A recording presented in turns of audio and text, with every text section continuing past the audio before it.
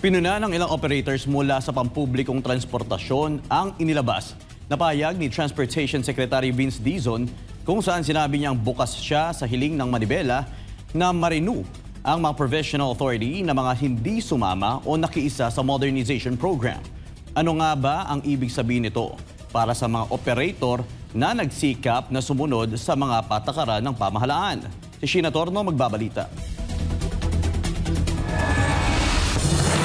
Hindi nagustuhan ng ilang operators na pumasok na sa kooperatiba ang naging pahayag ni Transportation Secretary Vince Dizon matapos ang dialogo nito sa grupong Manibela na tumutuligsa sa modernization program sa ilalim ng administrasyon ni Marcos Jr. Ilan kasi sa hiniling ng Manibela sa ahensya ay ma-extend o ma-renew ang kanilang prangkisa o ang provisional authority upang makarehistro at makapamasada silang patuloy sa kalsada. Ang ginawang aksyon ni Dizon ay ang pagbuo ng Special Committee o Technical Working Group na sisilip umano sa probisyon sa ilalim ng programa. Bukas daw si Dizon sa hirit ng grupo na ma-extend ang prangkisa o PA ng mga ito.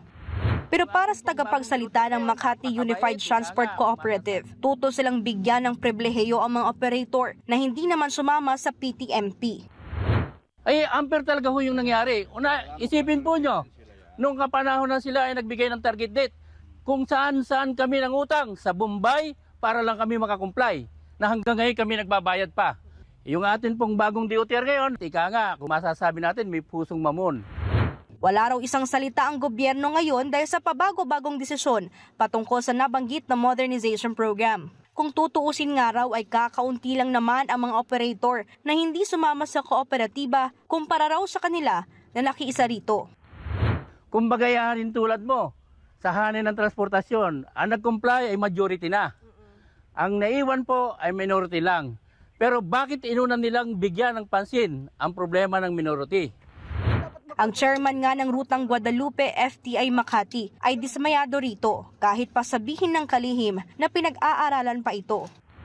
Sa aking rota, lahat yung rota ko nakakonsolidate yan. 200, yung Guadalupe FTI, 245 units na nakakonsolidate sa akin. Eh dapat mag-consolidate din sila para fair ang laban.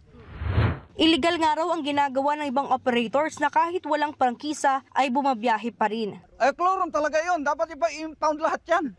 Kasi illegal na yan eh. Hindi sila marunong sumunod.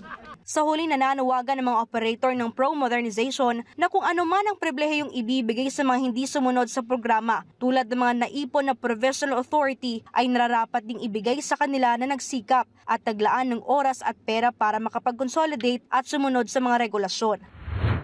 Kung sakali pong sila ay mabibigyan ng mga prangkisa, kami pong nauna na gumastos kung anong ibinigay sa kanila ang pribilehiyo na ibabalik ang 5 taong prangkisa sa bawat operator. Sana maging ganun din kami.